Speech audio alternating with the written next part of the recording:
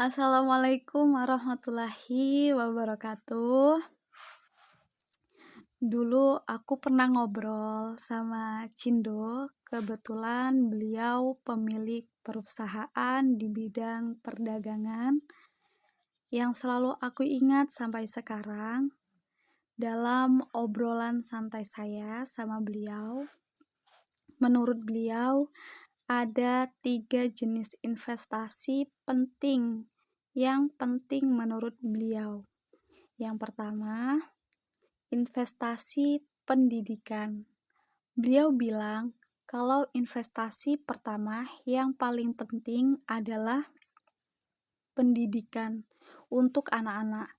Beliau cerita kalau ketiga anaknya rata-rata itu kuliah di luar negeri. Dari S1 sampai S2, dari TK sampai SMA, mereka sekolah di sekolah swasta karena fasilitasnya lebih lengkap dan sejak kecil anak-anaknya juga sudah diikutkan beberapa les untuk mengasah kemampuan mereka.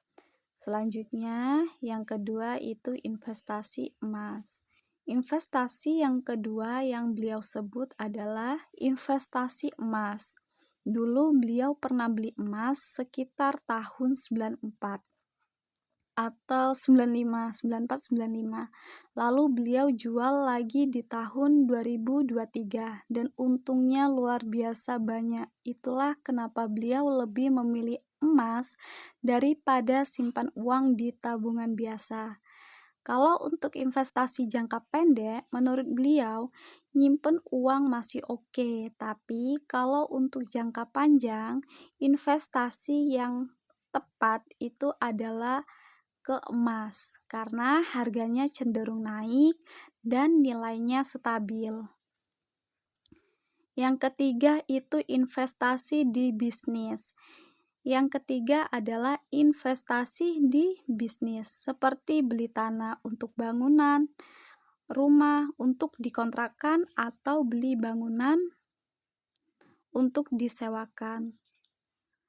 Kembali lagi di poin nomor 2, yaitu investasi emas. Dulu kalau beli emas, kita harus punya uang yang banyak dulu, baru bisa beli emas.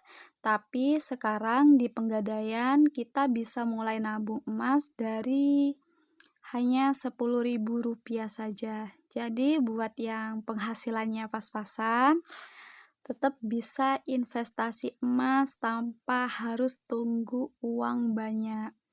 Caranya, kita bisa nabung uang kecil-kecilan seperti 10.000, 15.000, atau sesuai kemampuan kita.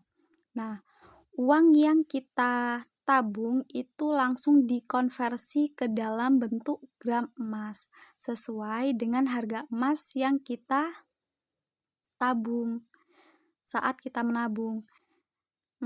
Berapa sih biaya buka rekening emas di Pegadaian?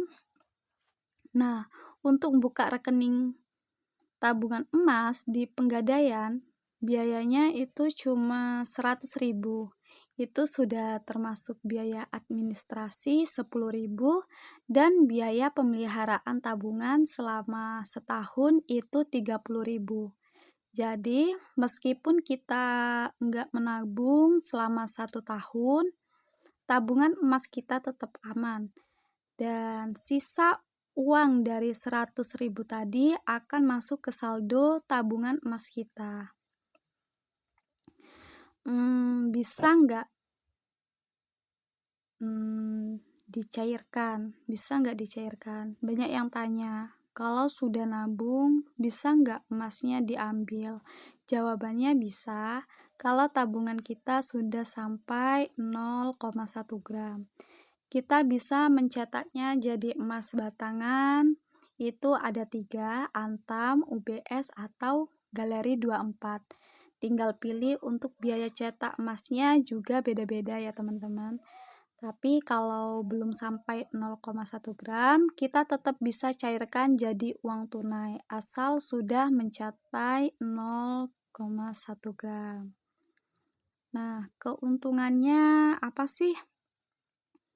Enaknya nabung emas di Pegadaian, kita nggak perlu setoran rutin bulanan. Jadi mau nabung kapan aja, berapapun, nggak ada paksaan.